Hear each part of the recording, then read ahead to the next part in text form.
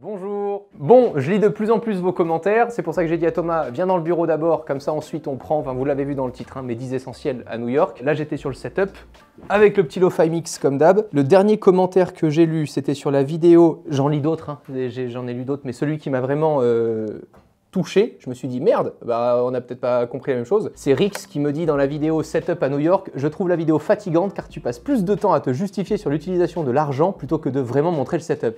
Alors, en même temps, vous dire que je vais à New York sans vous parler de comment est-ce que j'ai fait pour y aller, quels sont les risques aussi à prendre d'un point de vue financier, c'est super important. En fait, ce qui me touche de plus en plus sur la chaîne, c'est de vous embarquer avec moi parce que vous m'embarquez avec vous, ne serait-ce que dans les lives, etc., avec vos histoires et qu'on puisse ensemble se montrer et se prouver de comment est-ce qu'on fait mieux et pour aller de plus en plus loin à chaque fois.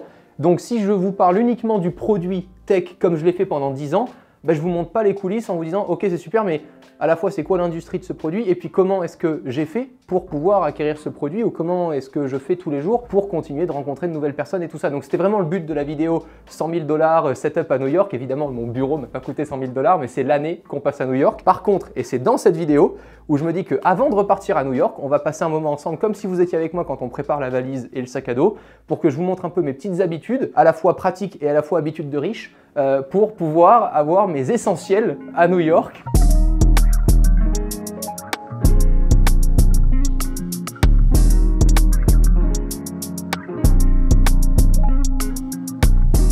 On commence par mes deux meilleurs amis. Le sac à dos, là j'en ai racheté un récemment parce que l'autre a rendu l'âme après des années. C'est vraiment le genre de truc, à l'époque je pouvais en tester 10 par semaine, etc. Enfin tu connaissais pas tout ce qui était surconsommation à l'époque. Aujourd'hui vraiment pour acheter un sac à dos à 60 €, j'ai réfléchi pendant 3 semaines. Et à côté de ça, le connard il achète l'Apple Vision Pro J1. Tu vois, on en est là dans les débats psychologiques. La valise et le sac à dos. Le sac à dos qui me permet d'avoir les affaires principales quand je voyage et la valise qui me permet d'avoir les grosses affaires que je laisse souvent sur place dans le studio ou à l'appartement. Cette valise, c'est une valise Low Pro qui est plus classique qu'on a depuis, si c'est pas 10 ans, honnêtement on s'en approche. Et là on a un sac à dos, je pense qu'il doit être fait à l'autre bout du monde pour 60 balles et qui a une marque complètement inconnue, Biggie ou je sais pas trop quoi, je vous laisserai de toute façon tous les liens dans la description. En attendant, pour 60 € pour moi c'était parfait. Honnêtement c'est le genre de truc quand les produits vivent, j'en ai un peu rien à foutre et après vous me voyez avec des belles montres parce que j'aime bien l'horlogerie, tu vois, donc ça fait un peu les contrastes comme ça. Mais le côté m'as-tu vu d'avoir des beaux sacs à dos, j'ai réfléchi 2 secondes et je me suis dit non, je m'en fous, ça me va très très bien. Il y a plein de pochettes différentes et surtout j'ai une pochette ici qui est plus importante qui me permet de mettre carrément l'Apple Vision Pro si j'en ai envie dedans, sachant que c'est pas forcément un essentiel. Il est là l'Apple Vision Pro, mais je vais quand même pas vous compter un essentiel à 4500 balles que je vais utiliser une fois dans la semaine pour me faire kiffer pour le moment. Si vous avez loupé toutes les vidéos évidemment sur l'Apple Vision Pro, je vous les relaisse. Il est dégueulasse. Je vous relaisserai un lien pour avoir une alternative, ça c'est des valises qui coûtent 200-300 balles, je vous laisserai le lien d'une alternative New Wear ou New Wear, j'en sais rien, je m'en fous.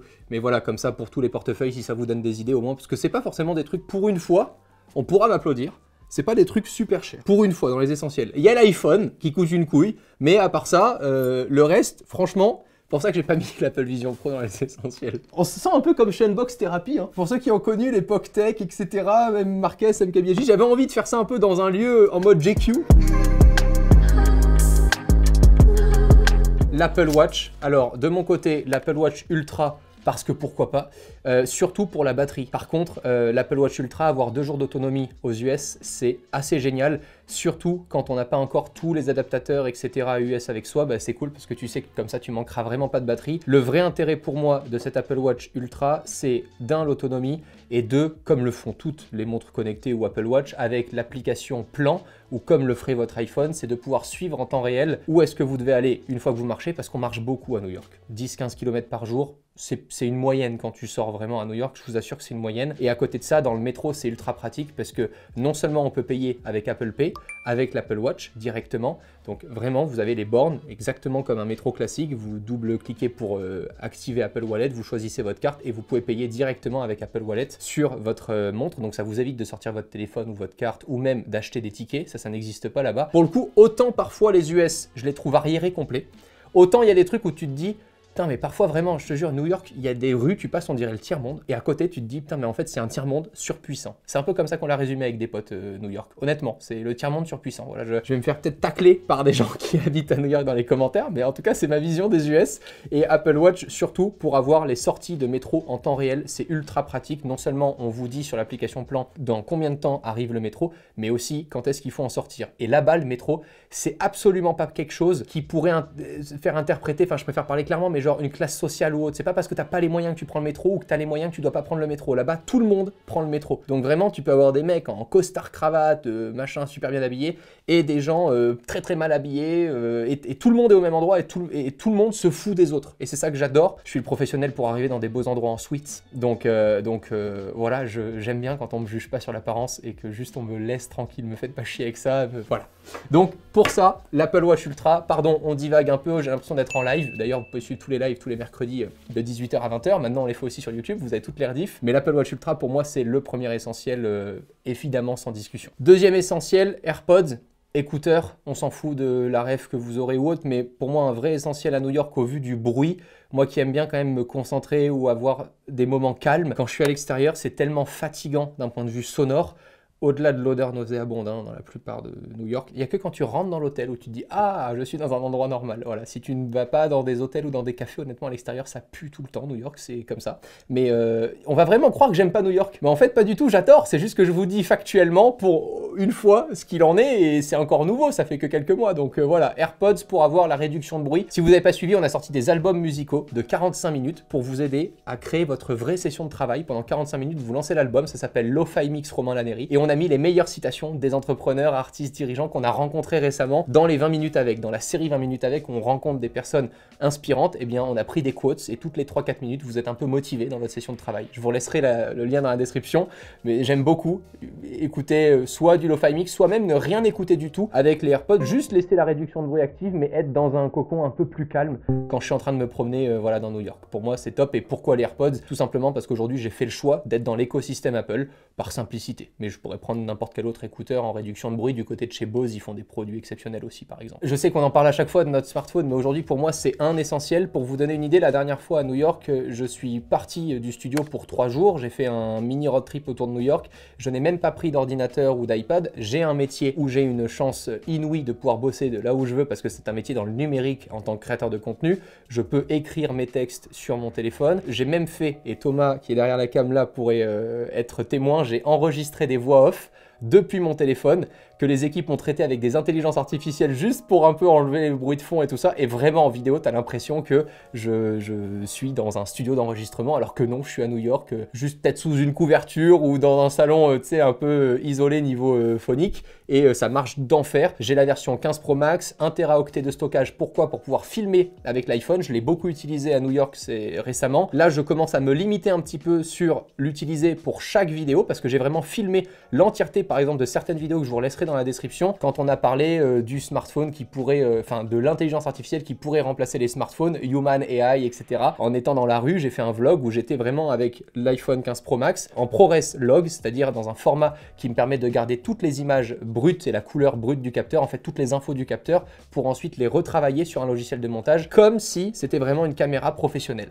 Donc aujourd'hui, il y a tout pour avoir une caméra pro, sauf que ça prend beaucoup de place. C'est pour ça que j'ai pris 1 Teraoctet de stockage. Et qui dit place dit forcément connexion internet à avoir derrière.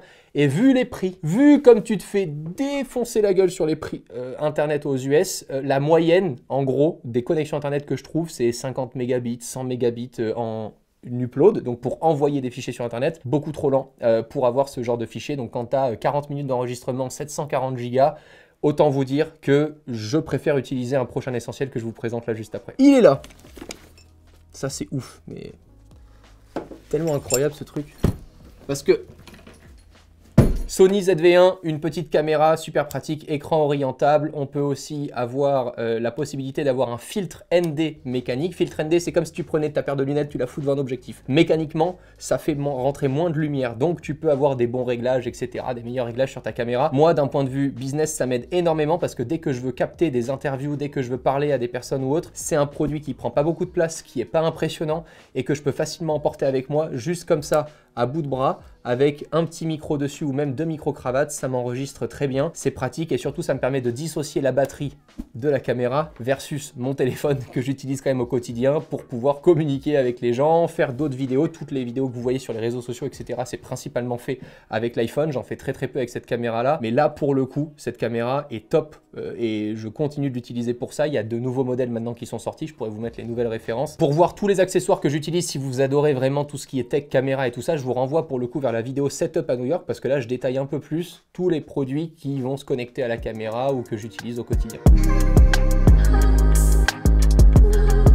On commence par le côté financier. Ça faisait longtemps qu'on n'avait pas parlé de thunes, putain. Tu devais te dire dans la caméra, putain, mais ça fait... Et Romain, il a changé, dis donc. On est à 10 minutes de vidéo, il n'a pas parlé d'argent. Non, c'est évidemment essentiel. C'est-à-dire que vraiment, si tu n'aimes pas l'argent ou si tu as peur d'en parler ou si tu as peur d'en gagner, déjà, ne va pas à New York. Non, mais je veux juste mettre les choses à plat. C'est là-bas, l'argent...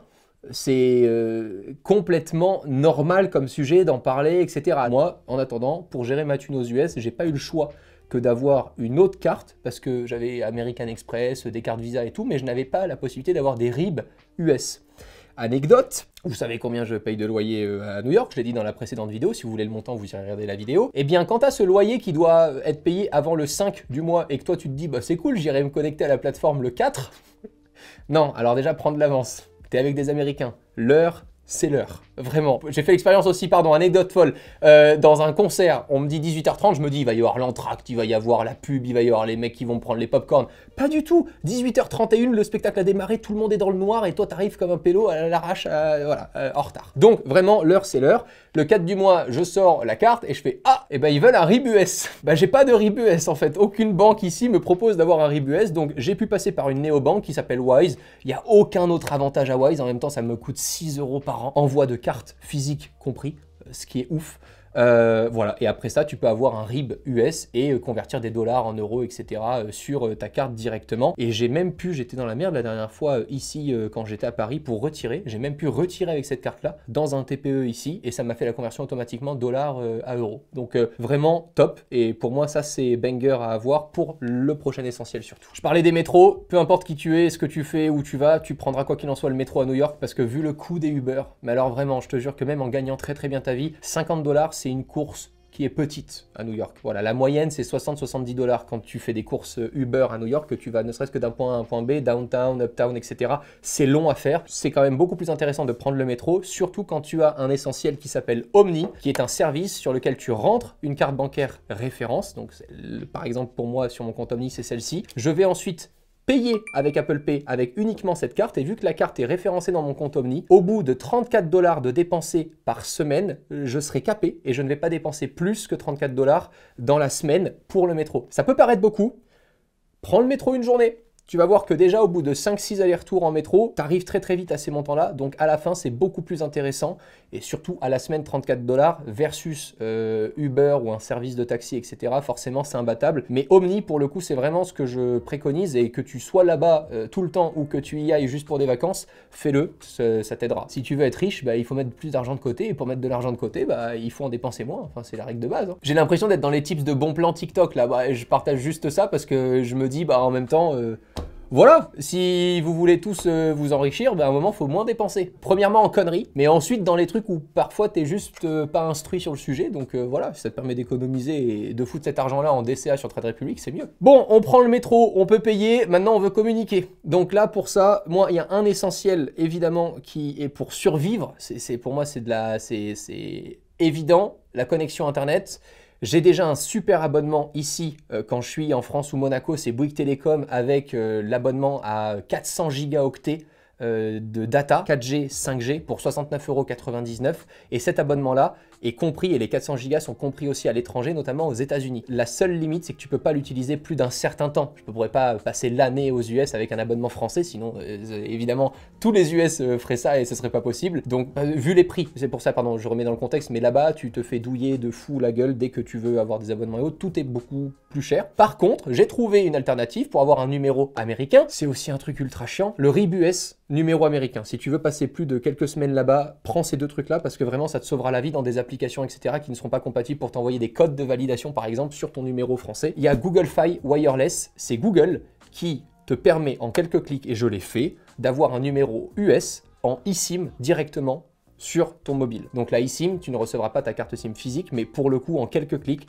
tu actives ton numéro et tu peux installer directement ta carte eSIM donc, dans la journée. Et ça, c'est génial et ça me coûte, je l'ai noté là, 65 $ par mois. Donc c'est que dalle par rapport, pareil, à tous les autres abonnements, Verizon, etc. Horrible quoi. Verizon si tu préfères.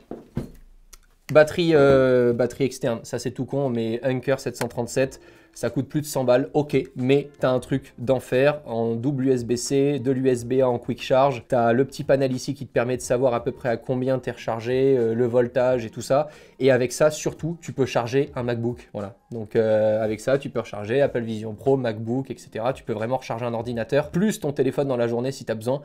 C'est un peu un parpaing, c'est vrai qu'à certaines heures, avec les craquettes dans le métro, c'est cool, parce que tu peux le sortir, ça va très très loin et ça touche très très fort. Je rigole, la plupart du temps, ils te laissent un peu tranquille. Ils sont chelous, mais ils te laissent tranquille. J'ai peut-être oublié des essentiels. Dites-le moi dans les commentaires, il y a peut-être des gens aussi qui habitent aux États-Unis et qui me disent « Mais Romain, t'es complètement fou, t'as oublié ça, etc. » Je regarderai attentivement les commentaires et puis abonnez-vous à la chaîne si cette vidéo vous a plu, que vous en avez peut-être manqué dernièrement. Vous vous abonnez à la chaîne. Maintenant, vous la suivez là juste en dessous et puis comme ça, on se retrouve tous les jeudis à 20 h sur YouTube et 1 heure avant, si vous avez Instagram et si vous êtes dans le canal privé Instagram, je vous vends rien dans le canal, c'est pas un canal Telegram, c'est un canal Instagram, ça n'a rien à voir. 1 heure avant, 19 h. Voilà, c'est tout pour moi, salut.